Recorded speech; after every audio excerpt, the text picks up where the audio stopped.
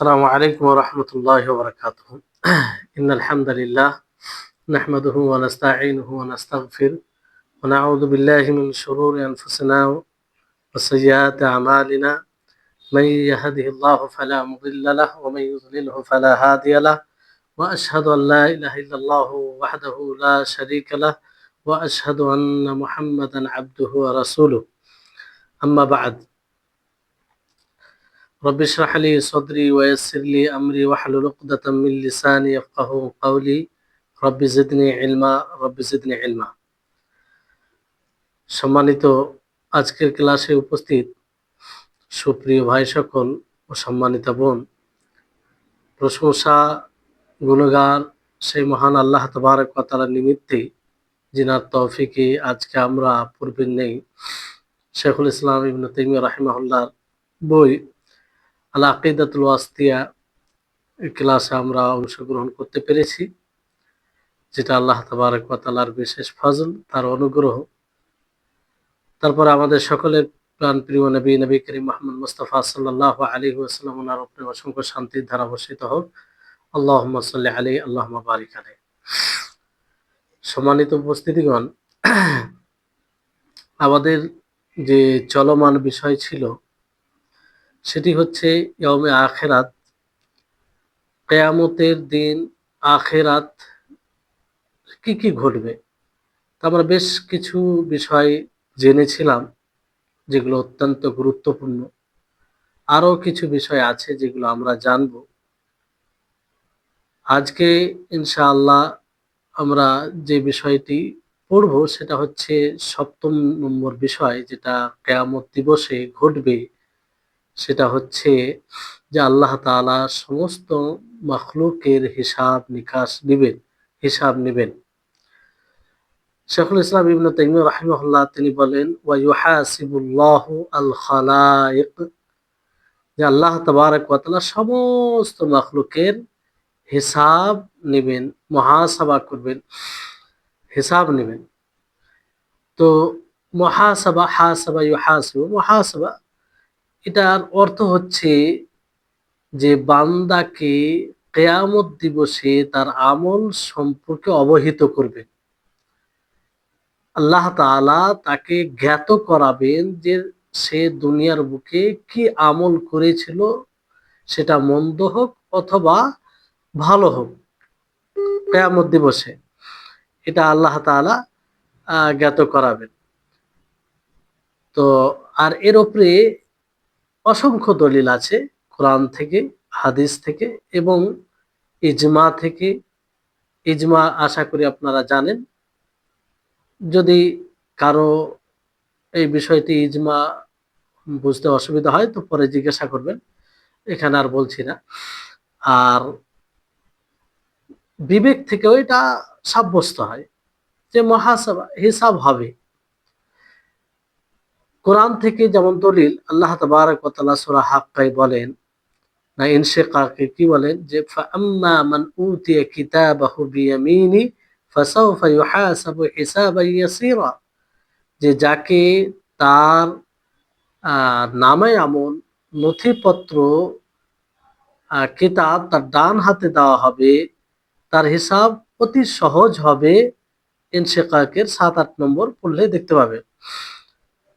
আর আল্লাহ তাআলা ইনশিকাকের সেই ১০ থেকে ১২ নম্বর আয়াতে বলছেন, ওয়া আম্মা মান উতিয়া কিতাবাহু ওয়ারাআ যাহরিহি ফাসাউফা ইয়াদউ সুবুরা ওয়া ইয়াসলা সাঈরা, আর যাকে তার নামে আমল, তার আমলের নথিপত্র পিঠের পিছন থেকে দেওয়া হবে, সে হালাকাত এবং ধ্বংসের দিকে আহ্বান করবে, কিংবা ধ্বংস হবে, আর তাকে জাহান্নামে নিক্ষেপ করা হবে। তাহলে এটা কোরআন থেকে প্রমাণিত। এছাড়া আরো অনেক দলিল আছে, তবে দলিল হিসাবে কিছু আপনারা মনে রাখবেন। তাহলে একটা বিষয় যে দলিল সহকারে জ্ঞান, যে বিষয়গুলোর উপরে ঈমান রাখা জরুরি, তাকে আপনি বাসিরাত সহ আপনি ঈমান আনছেন, এটা একটা বড় বিষয়, এটা একটা বড় বিষয়। তারপরে সুন্নাহ দ্বারা দলিল কি? সুন্নাহ দ্বারাও অসংখ্য হাদিস রয়েছে যা দ্বারা প্রমাণিত যে আল্লাহ তাবারক ওয়া তাআলা সমস্ত মাখলুকের হিসাব নেবেন। ইজমা থেকেও এটা আহ ইজমা বলতে সমস্ত উম্মা যার উপরে এক হয়েছেন, সম্মতি দিয়েছে। সমস্ত উম্মা বলতে নির্ভরযোগ্য ওলামাগণ, তারা যেমন সাহাবায়ে কেরামদের এক কোনো কথার উপরে সকলের সম্মতি, এটা ইজমা, এটা ইজমা। তো সাহাবায়ে কেরাম সকল সাহাবাগণ বলেন যে হ্যাঁ, হিসাব নিকাশ হবে। আর বিবেক থেকেও এটা সাব্যস্ত হয়, এটা সুস্পষ্ট বিষয় যে আল্লাহ তাবারক ওয়া তাআলা আমাদেরকে আমলের মুকাল্লাফ বানিয়েছেন। আমরা কোন কাজ করব, কোন কাজ করব না, কোনটা সত্যায়ন করব, কোনটা সত্যায়ন করব না। তো যেহেতু আল্লাহ তাআলা মুকাল্লাফ বানিয়েছেন আমাদেরকে, আল্লাহ তাআলা আমাদেরকে করতে বলেছেন, ছাড়তে বলেছেন, সত্যায়ন করতে বলেছেন। তো বিবেক, এটাই বিবেকের দাবি, এটাই হবে এই অনুযায়ী যে আল্লাহ তাআলা কোনো কাজ করতে বলেছেন কিংবা কোনো জিনিস ছাড়তে বলেছেন, মানে কাজ করতে গেলে অবশ্যই আল্লাহ তাআলা সেটা দেখবেন যে আমার বান্দা করেছে কি করেনি, আমি যেটা করতে বলেছি, আর যেটা ছাড়তে বলেছি সেটা ছেড়েছে কি ছাড়েনি। তো এটা দেখবেন, এরই নাম তো হিসাব, এরই নাম হিসাব। তো এটা বিবেক দ্বারাও প্রমাণিত, আক্কেল থেকেও এটা বোঝা যায় যে না, সমস্ত মাখলুকের মধ্যে জিন ও ইনসান, জিন জাতি ও ইনসান, মানুষ, এদের সকলের হিসাব নিকাশ হবে। এখানে লেখক রাহিমাহুল্লাহর যে কথা আল খালায়েক, এটা খালিক আর বহু বচন, যেখানে প্রত্যেকটা মাখলুককে শামিল করে। কিন্তু এখানে প্রত্যেকটা মাখলুককে বলতে কি, বিশেষ করে মানব জাতি ও জিন জাতি, কিন্তু এই মাখলুক থেকে কারা আলাদা হয়ে যায়, বিচ্ছিন্ন হয়ে যায়, তারা যারা জান্নাতে হিসাব ও আযাব ছাড়াই জান্নাতে প্রবেশ করবে। হিসাব ও আযাব ছাড়াই কোনো প্রকারে তাদের হিসাব হবে না, কোনো প্রকার আযাব তাদের উপরে হবে না। বিনা হিসাবে, বিনা আযাবে তারা জান্নাতে প্রবেশ করবে। আল্লাহ যেন আমাদের তাদের অন্তর্ভুক্ত করেন। তো যেমন সহিহ বুখারী, সহিহ মুসলিম হাদিসে রয়েছে যে নবী সাল্লাল্লাহু আলাইহি ওয়াসাল্লাম তিনি উম্মতকে তিনি দেখেন, আহ, আর তাদের সাথে 70,000, 70,000 রয়েছে, 70,000 রয়েছে যারা জান্নাতে হিসাব ও আযাব ছাড়াই প্রবেশ করবে। তারা কারা হবে, তাদের বৈশিষ্ট্য ভালো করে শুনুন, অবশ্যই চেষ্টা করতে হবে এই বৈশিষ্ট্যগুলো, এই গুণে গুণান্বিত হয়ে তাদের অন্তর্ভুক্ত হওয়া। তারা হবে লা ইস্তারকুন, তারা কখনো অন্য কাউকে বলবে না যে তুমি আমাকে ঝাড়ফুঁক করে দাও। কারণ এটা পরিপূর্ণতা, মানে এটা নাজায়েজ তা নয়, জায়েজ। আপনি বলতে পারেন কাউকে যে আমাকে কোরআন দ্বারা ঝাড়ফুঁক করে দাও, দম করে দাও, এটা বলতে পারেন, সমস্যা নেই। কিন্তু কামালে তাওহীদ, পরিপূর্ণ তাওহীদের দাবি হচ্ছে আপনি এটাও বলবেন না, আপনি এটাও বলবেন না, আপনি নিজে নিজে ঝাড়ফুঁক করে নিলেন। নিজের কোরআন আয়াত পড়ে, কোরআনের যে কোনো আয়াত পড়ে আপনি নিজে উপরে দম করলেন, ফু দিলেন, তা দ্বারা উপকৃত হলেন, অন্য কাউকে বললেন না যে আমাকে ঝাড়ফুঁক করে দাও। তো এটা একটা বিষয়। আর এমনি আগে ভুল বুঝবেন না, এটা জায়েজ বলতে পারে, কিন্তু কামালে তাওহীদ, পরিপূর্ণ তাওহীদের দাবি হচ্ছে যে আপনি এটাও বলবেন না, আপনি এটাও বলবেন না।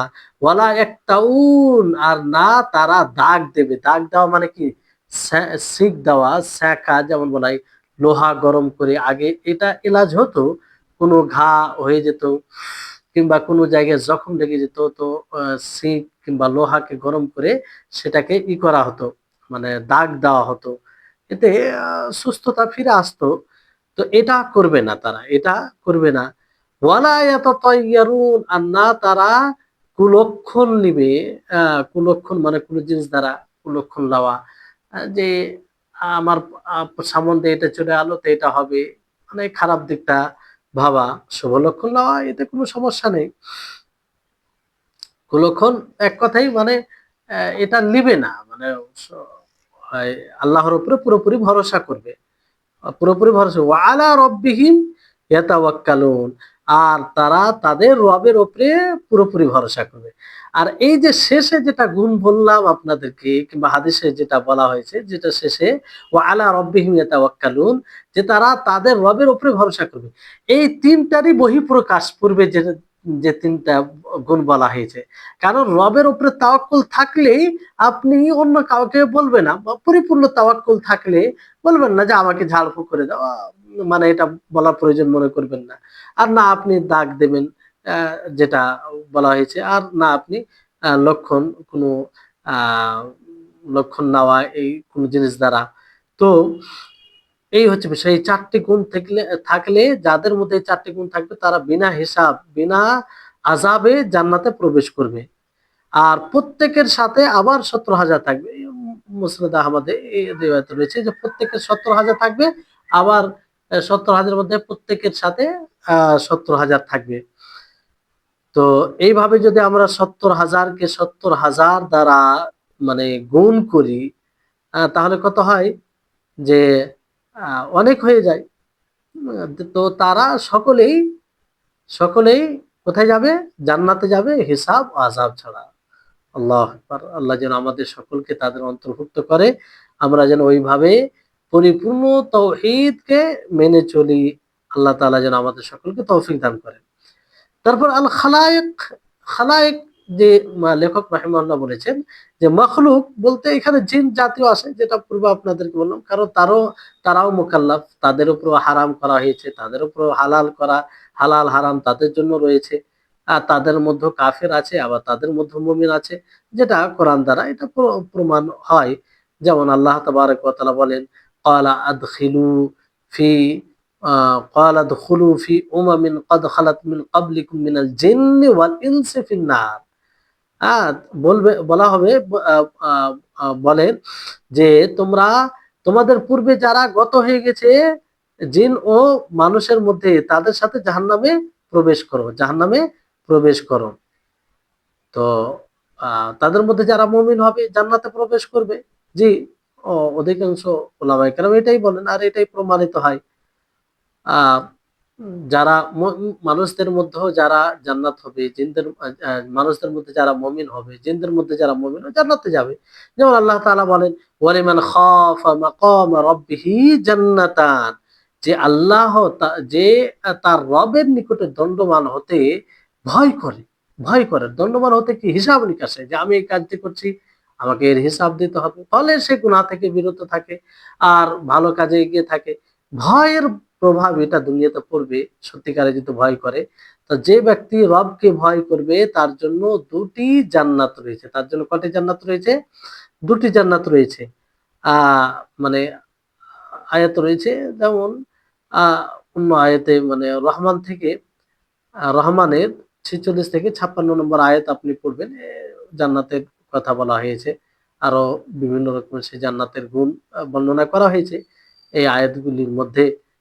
শেষে আয়াতে আল্লাহ তাআলা বলেন, লাম ইয়াতমিসহুন্না ইনসুন ক্বাবলাহুম ওয়ালা জান, যাদেরকে মানে যে হোর থাকবে, যাদেরকে কোনো মানুষ, তাদের পূর্বে কোনো মানুষ, কোনো জিন স্পর্শ করে থাকবে না।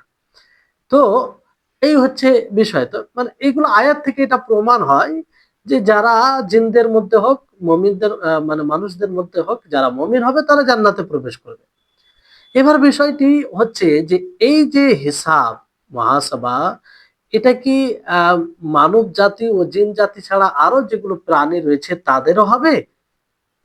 আহ তাদের হবে না, তাদের হবে না। মানব জাতি ও জিন জাতি ছাড়া কারো হিসাব হবে না, কারো হিসাব হবে না। এখানে বিষয়টি হচ্ছে যে কারো হিসাব হবে না, কিন্তু কেসাসের কথা তো এসেছে হাদিসে। কেসাস, কেসাস বলতে যেমন হাদিসে এসেছে, আহ ১ মিনিট। তো বিষয়টি হচ্ছে যে মানে কেসাস এটা প্রমাণিত যে এক প্রাণী আর এক প্রাণীর কেসাস নেবে, মানে বদলা নেবে।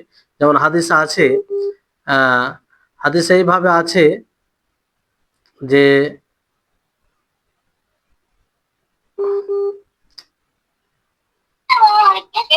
হ্যালো, ইসলাম বলো।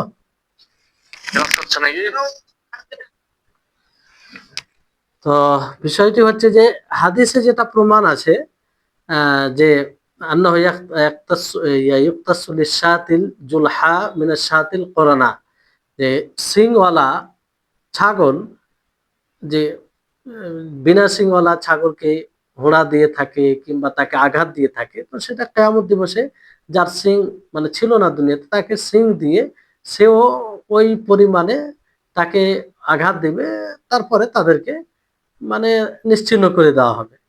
তো এতটুকু হবে, কিন্তু তাদের হিসাব হবে না, হিসাব হবে না, এতটুকু প্রমাণিত আছে। মানে কোনো তাদের সওয়াব, কোনো শাস্তি, এরকম কোনো বিষয় নেই। এই হচ্ছে বিষয়। তারপরে লেখক রাহিমাহুল্লাহ তিনি বলেন যে ওয়ায়াখলু বিআবদিহিল মুমিন ফায়ুকাররিরুহু বিযুনুবিহি, আল্লাহ তাআলা তার মুমিন বান্দাকে একাকী করবেন এবং তাকে তার গুনাহ স্বীকার করাবেন, তাকে জিজ্ঞাসা করবেন, সে স্বীকার করবে যে আমি এই গুনাহ করেছি। এটা একটা মুমিনদের যে হিসাব হবে তার একটা ধরন। কোরআন ও হাদিস থেকে যেটা আমরা জানতে, হাদিস থেকে যেটা জানতে পারি, এটা একটা তার ধরন। আল্লাহ তাবারক যেমন হাদিসে আছে যে আল্লাহ তাবারক ওয়া তাআলা কাউকে না, মানে কেউ জানতে পারবে না, তাকে আলাদা করে তাকে তার সামনে বলা হবে যে আমিল তাকাদা, তুমি কি এটা আমল করেছো, তুমি কি অমুক আমল করেছো। এমনকি সে স্বীকার করবে, স্বীকার করবে, সে মেনে নিবে যে হ্যাঁ আমি গুনাহ করেছি। আর সে মনে করবে যে আমি মনে হয় হালাক হয়ে গেলাম, বরবাদ হয়ে গেলাম। এটা ধারণা করবে। হাদিসে যেটা এসেছে যে আন্নাহু কাদ হালাকা, আ মানে সে মনে করবে যে আমি হালাক হয়ে গেছি।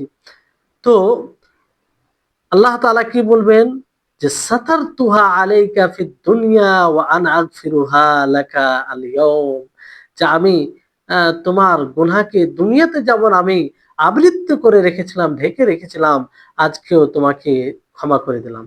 আল্লাহ মানে এটা একটা আল্লাহ তাআলার বিশেষ একটা অনুগ্রহ হবে। তো এখান থেকে এমনকি তাকে মানে একাকী সবার সামনেও বলবেন আল্লাহ তাআলা। এটা আল্লাহ তাআলার অনুগ্রহ, ফজল, দয়া হবে।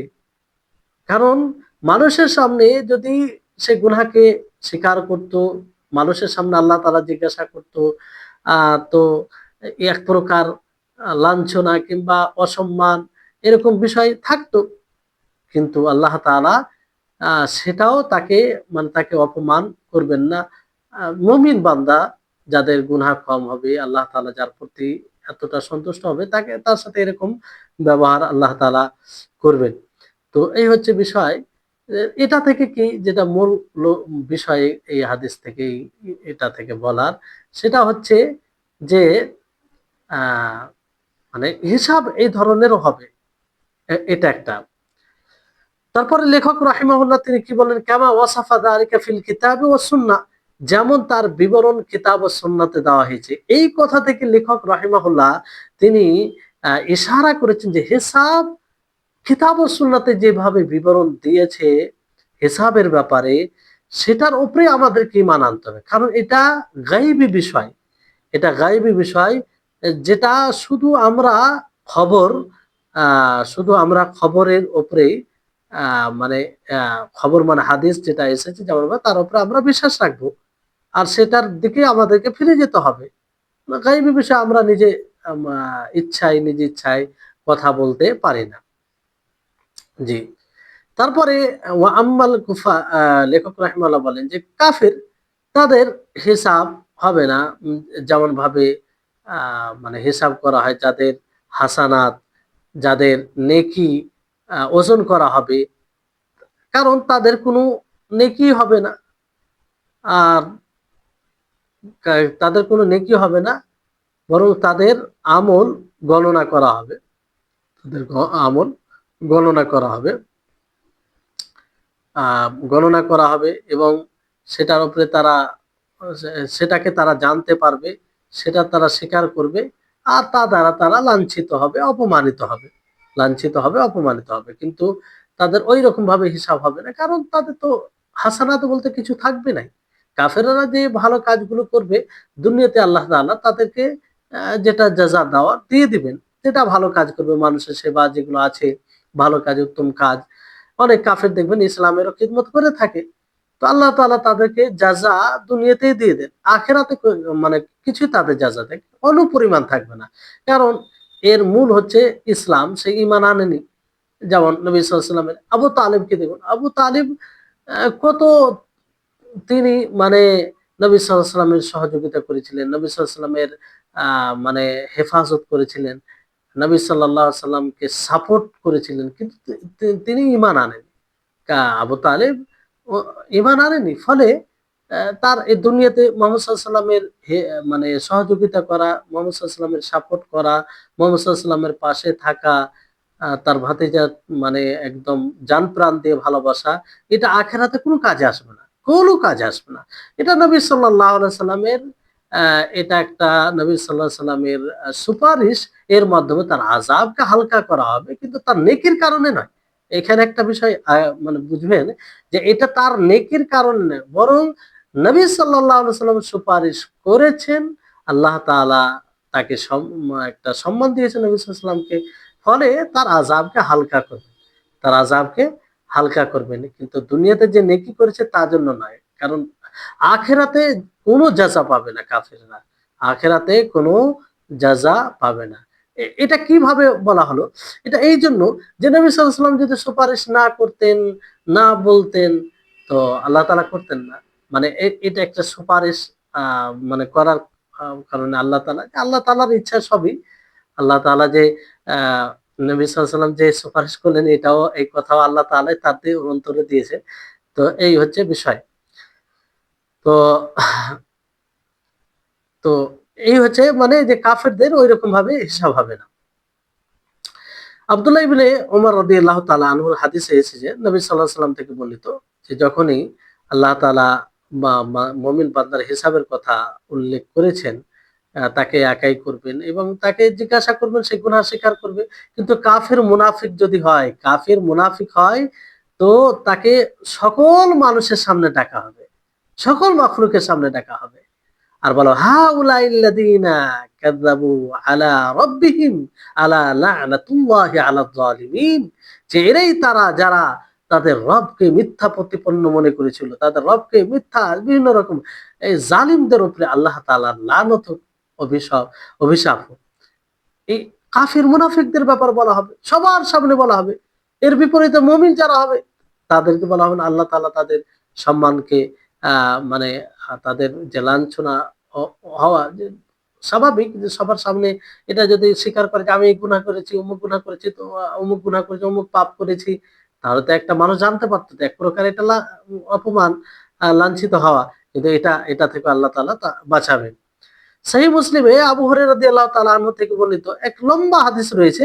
সেখানে বান্দা আল্লাহ তাআলার সাথে সাক্ষাৎ আল্লাহ তাআলা আ বান্দা বলতে এখানে মুনাফিককে জিজ্ঞাসা করবে যে, হে অমুক, আমি কি তোমাকে সম্মান দিইনি? তোমাকে নেতৃত্ব দান করিনি? তোমাকে তোমার বিবাহ কিংবা তোমার জন্য ঘোড়া, উট, বিভিন্ন রকম তোমার পরিবার, এগুলোকে আমি তোমাকে দিইনি যা দ্বারা তুমি উপকৃত হয়েছিলে?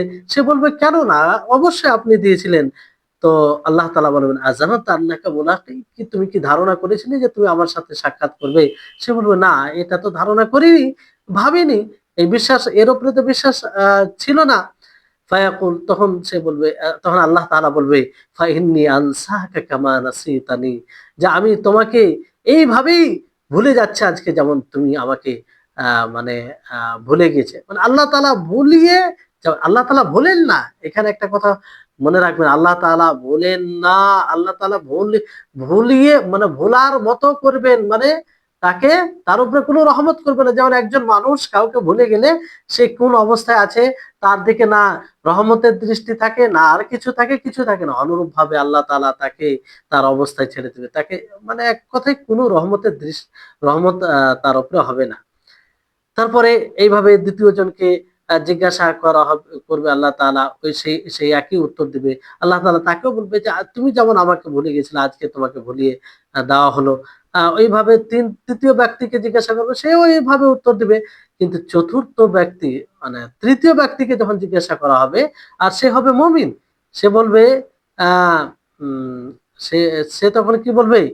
যে, ইয়া রব, আমানতু বিকা ওয়া বিকিতাবিকা ওয়া বিরাসূলিকা ওয়া সাল্লাইতু ওয়া সুমতু ওয়া তাসাদ্দাকতু। হে আমার প্রতিপালক, আমি তোমার উপরে ঈমান এনেছিলাম, তোমার কিতাবের উপরে ঈমান এনেছিলাম, তোমার রাসূলগণের প্রতি ঈমান এনেছিলাম, আর নামাজ সালাত আদায় করেছিলাম, রোজা রেখেছিলাম, সত্যায়ন করেছিলাম। আর এইভাবে যতটা সম্ভব তার প্রশংসা করবে। আর তখন আল্লাহ তাআলা বলবে যে তাহলে দাঁড়াও, বলা হবে যে এখন তোমার উপরে সাক্ষী তাহলে নিয়ে আসা হোক। তুমি যে কথাগুলো বলছো এগুলো সত্য না মিথ্যা এটা দেখতে হবে। তখন সে মনে মনে ভাববে যে আমার আজকে কেউ বিপক্ষে সাক্ষী দিবে না তো, কে সাক্ষী হয়ে দাঁড়াবে? বড় চিন্তিত পড়ে যাবে। ওয়া ইউফাক্কির ফি নাফসিহি মান যাল্লাযী ইয়াশহাদু আলাইয়া। সে মানে চিন্তা করতে আরম্ভ করবে যে আমার পক্ষে কে সাক্ষী দিবে আর কে বিপক্ষে, হয়তো বিপক্ষে বলতে পারে। ফায়াখতিমু আলা ফিহি, আল্লাহ তাআলা তার মুখে মোহর লাগিয়ে দেবে। আর তার মানে রানকে, তার গোশত মাংসকে এবং তার হাড়কে বলা হবে ইনতাকি, কথা বলো। তখন তাদের দ্বারা যা আমল করা হয়েছে সে বলবে, আর আহ, সে তার মুখ কোনো কথা বলবে না। আর এই হচ্ছে বিষয়। তখন ওই মুনাফিককে আল্লাহ তাআলা জালিল করবেন, লাঞ্ছিত করবেন, অপমানিত করবেন। আর মুমিন তারা তাদের পক্ষে যেহেতু ভালো আমল করে থাকবে তাদের পক্ষে কথা বলবে। তো এই হচ্ছে বিষয়। তো এগুলো দ্বারা এটা স্পষ্ট হচ্ছে যে এগুলো হিসাবের এক ধরন, যেটা আমরা হাদিস দ্বারা জানতে পারছি। বাস যেমন ভাবে যতটা আমরা জানতে পেরেছি হাদিস দ্বারা, ততটার উপরে আমরা ওইভাবেই ঈমান নিয়ে আসবো। লেখক রাহিমাহুল্লাহ তিনি যে বলেছেন যে তাদের হিসাব, যাদের হাসানাত নেকি এবং সৈয়াদ মন্দ ওজন করা হবে, এটা থেকে ইশারা যে এক হিসাব, এক তো হিসাব হচ্ছে যে হাসানাত ও সৈয়াদ মানে ভালো ও মন্দ উভয়টাকে ওজন করা হবে। আর এক হচ্ছে হিসাব যে সাব্যস্ত করার জন্য, হ্যাঁ, মানে সে আসলে মানে জান্নাতের উপযুক্ত না উপযুক্ত নয়, কিংবা সাব্যস্ত বলতে এটাও হতে পারে যে সে মানে স্বীকৃতি যে সে অমুক গুনাহ করেছে, অমুক পাপ করেছে, কিংবা অমুক নেকি করেছে, এটা সে দেখবে, জানবে। এটা এক বিষয় থাকবে। আর এক থাকবে যে হাসানাত ও সাইয়াতকে ওজন করা বিষয়। এটা এই দুই ধরনের হিসাব থাকবে। মানে লেখক রাহিমাহুল্লাহ যে কথাটা বলেছেন ওই ওই হিসাব থেকে, মুহাসাবা থেকে উদ্দেশ্য কি, যে সেটা হাসানাত এবং সাইয়াতের মধ্যে যে ওজন করার বিষয়, এটা একটা হিসাব, এটা উদ্দেশ্য। আর যেটা মানে স্বীকৃতি দেওয়ার মহাসভা, মানে আল্লাহ তাআলা বলবে যে তুমি এই গুনাহ করেছো, এই পাপ করেছো, তো সে বলবে হ্যাঁ করেছি। যাই হোক, এটা যেটা হাদিসে প্রমাণিত, এটা একটা হিসাব। তো এখানে একটা বিষয় মনে রাখতে হবে যে হাসর মাঠে সব সর্বপ্রথম যে বিষয় জিজ্ঞাসা করা হবে সেটা হচ্ছে নামাজ। আল্লাহু আকবার। নামাজ সম্পর্কে জিজ্ঞাসা। আউয়ালু মা ইউহাসাবু আলাইহি আল আবদু ইয়াউমাল কিয়ামাহ সালাহ। যে বান্দাকে সর্বপ্রথম জিজ্ঞাসা করা হবে সালাত সম্পর্কে। আর আজকে আমরা সেই সালাত নিয়ে গাফিল, উদাসীন, যত্নশীল নয়। অথচ এই হাদিসটাই তো যথেষ্ট। আচ্ছা বলুন, যদি আপনাদেরকে বলা হয় যে কোনো ধরেন ২০০ পেজের একটি বই, ২০০ পেজের একটি বই আপনাদেরকে বলা হলো যে এটার পরীক্ষা হবে।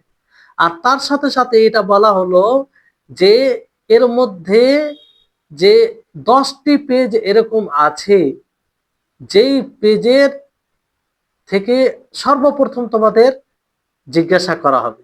10টি পেজ কিংবা পাতা, ওর মধ্যে যা আছে নির্ধারিত করে দেওয়া হলো। ধরেন বলে দেওয়া হলো যে প্রথম 10 পাতা, কিংবা মধ্যের 10 পাতা, কিংবা শেষে 10 পাতা, যাই হোক বলে দেওয়া হলো যে এখান থেকে কিন্তু সর্বপ্রথম তোমাদের প্রশ্ন আসবে। তাহলে সেই 10 পেজ নিয়ে আমরা কত সচেতন থাকি, কিংবা আমরা কতটা সক্রিয় হব বলুন তো? কেন এটা এই জন্য হয় যে আমরা নিশ্চিতভাবে জানি যে 10 পেজের মধ্যে কোনো প্রশ্ন আসবে, দুটো, চারটা, পাঁচটা, প্রশ্ন আসলে সেটা আমরা নিশ্চিতভাবে নাম্বার পেয়ে যাবো যদি ভালোভাবে সেটা পড়ে স্টাডি করে যায়, প্রস্তুতি নিয়ে যায়।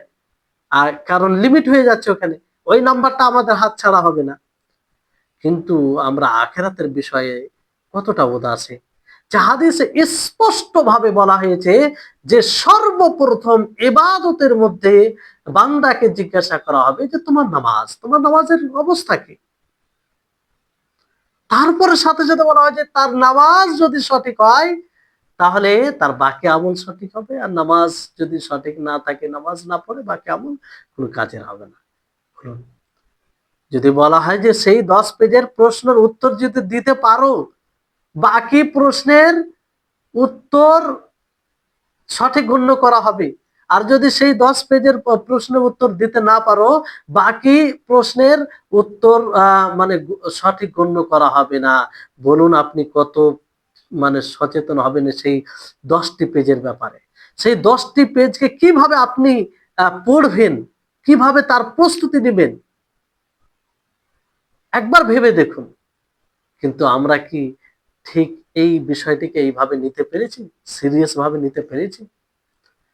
যে হাদিস দ্বারা আমরা জানতে পারছি সর্বপ্রথম নামাজের ব্যাপারে হিসাব হবে, আর সাথে সাথে বলা হয়েছে যে এই নামাজ সঠিক হলে বাকি আমল সঠিক হবে, আর নামাজ যদি সঠিক না হয় বাকি আমল তোমার সঠিক হবে। অনেক আমরা উদাসীন, আল্লাহ আমাদের হেফাজত করুন। অনেক আমরা পিছিয়ে রয়েছি, হাদিস নাড়া দেয় না আমাদের হৃদয়ে। হাদিস যে শুনে আমরা থমকে দাঁড়াবো, হাদিস শুনে যে আমাদের আহ, মানে জীবনের দিক বদলে দিবে, সেই রকম ভাবে আমরা হাদিসকে গ্রহণ করতে পারি। দেখ আল্লাহ তাআলা আমাদের তৌফিক দান করুন। তো সর্বপ্রথম যেটা হিসাব হবে সেটা নামাজ সম্পর্কে, ইবাদতে। আর আহ মামলাতে, অন্য বিষয়ে সর্বপ্রথম হিসাব কিসে হবে? খুনের ব্যাপারে, রক্তের ব্যাপারে। আপনি কাউকে খুন করেছেন, কাউকে অন্যায় এটার ব্যাপারে হিসাব হবে। তাহলে দেখেন, আল্লাহ তাবারক ওয়া তাআলা তিনি মানে দুটো মানে মানুষ, আল্লাহ তাআলা শুধু যে তিনি নিজের হকের কথা বললেন তা নয়। নবী সাল্লাল্লাহু আলাইহি ওয়াসাল্লাম যে হাদিস দ্বারা বোঝা যাচ্ছে নবী সাল্লাল্লাহু আলাইহি ওয়াসাল্লাম যে শুধু মানে আল্লাহর হকের সম্পর্কে বললেন তা নয়, বরং বান্দার হককেও সঠিক রাখতে হবে। এখান থেকেও বোঝা যাচ্ছে যে হকুকুল্লাহ কে সাব্যস্ত করার জন্য জরুরি হবে যে হকুকুল ইবাদকে সাব্যস্ত সাব্যস্ত করা। হকুকুল ইবাদত এর এই এই জায়গা তো আপনাকে যত্নশীল হতে হবে। কারণ যেমন হকুকুল্লাহ সম্পর্কে জিজ্ঞাসা করা হবে, অনুরূপ ভাবে হকুকুল ইবাদ সম্পর্কে জিজ্ঞাসা করবে। আর দেমা, এটা যে খুন মানে এই সম্পর্কে জিজ্ঞাসা করে, এটা কি কিসের সাথে সম্পৃক্ত বিষয়? এটা কিসের সাথে সম্পৃক্ত বিষয়? এটা বান্দার হকের সাথে। আপনি কাউকে হত্যা করে থাকবেন, কাউকে আঘাত দিয়ে থাকবেন, এটা কার সাথে সম্পৃক্ত? বান্দার হক, বান্দাকে কষ্ট দেওয়া। তাহলে নামাজ হচ্ছে ইবাদতে, শারীরিক ইবাদতের মধ্যে সবচেয়ে উত্তম ইবাদত, সবচেয়ে উত্তম ইবাদত। আর যে দেমা, খুন, আহ মানে রক্ত, রক্ত এটা হচ্ছে সবচেয়ে সবচেয়ে বেশি মানুষের অধিকারে, মানুষের হকে কি করা হয়, মানে সীমা লঙ্ঘন করা হয় এই বিষয়। কারো প্রাণহানি করা হয়, কাউকে আঘাত দেওয়া হয়। তো এই হচ্ছে বিষয়।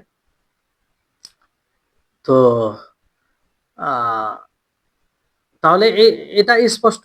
তারপরে 8 নম্বর বিষয় হচ্ছে কিয়ামত দিবসে যেটা ঘটবে, সেটা হচ্ছে যে যে আজকের বিষয়টি আহ এখান থেকে মানে শেষ করছি, কারণ একটু বিশেষ দরকার পড়ে গেছে। ইনশাআল্লাহ পরের ক্লাসে আমরা পড়ব। তো আশা করি আপনারা বুঝতে পেরেছেন। আল্লাহ তাআলা আমাদের সকলকে তৌফিক দান করুন। আর দেখুন যে যেমন ভাবে মানে আখিরাত নিয়ে আলোচনা করা হচ্ছে, মনে করি এই সব আলোচনাগুলো মানে আমভাবে, ব্যাপকভাবে হওয়া দরকার, যে মানুষ এইভাবে বিস্তারিতভাবে জানুক, বুঝুক, আর এর উপরে ঈমান নিয়ে আসুক। এতে জীবনে অনেক পরিবর্তন ঘটবে। কিন্তু বড় দুঃখের সাথে বলতে হয় যে এইসব বিষয়ে আলোচনার অনেক ঘাটতি রয়েছে। একটা আলোচনা কোনোভাবে যদি হয় সংক্ষিপ্তভাবে হয়ে ছেড়ে দেওয়া হয়, বিস্তারিতভাবে আলোচনা হয় না, ফলে মানুষের নিকটে এইসব বিষয় উজ্জ্ব হয়েই থাকে। আপনি মানুষের সাথে কথা বলুন, সঠিক ধারণা থাকে না। তো ইনশাল্লাহ আগে আরো পড়বেন, বুঝতে পারবেন বিষয়গুলো। তো বিস্তারিতভাবে জানতে গিয়ে এটাই লাভ যে পরিপূর্ণ ধারণা চলে আসে। আল্লাহ তাবারক ওয়া তাআলা যেন আমাদের এই জ্ঞান আমাদের জীবনের বারাকার একটি অন্যতম কারণ হয়ে ওঠে। আর সর্বোপরি যাতে এই জ্ঞানটা আমাদের উপকারী জ্ঞান হয়, আমরা এই জ্ঞান দ্বারা দুনিয়াতেও উপকৃত হতে পারি, আর আখেরাতেও যেন এই জ্ঞান আহ জান্নাতের পথের পথিক হয়ে ওঠে। আল্লাহ তাআলার কাছে আমরা দোয়া করি এভাবে, আল্লাহুম্মা ইন্না নাসআলুকা ইলমান নাফিআ ওয়া রিজকান তাইয়্যিবা ওয়া আমালান মুতাকাব্বালা। আল্লাহ তাআলা আমাদের সকলকে সার্বিকভাবে তৌফিক দান করুন। যার প্রশ্ন আছে প্রশ্ন করতে পারেন। আসসালামু আলাইকুম ওয়া রাহমাতুল্লাহি ওয়া বারাকাতুহু।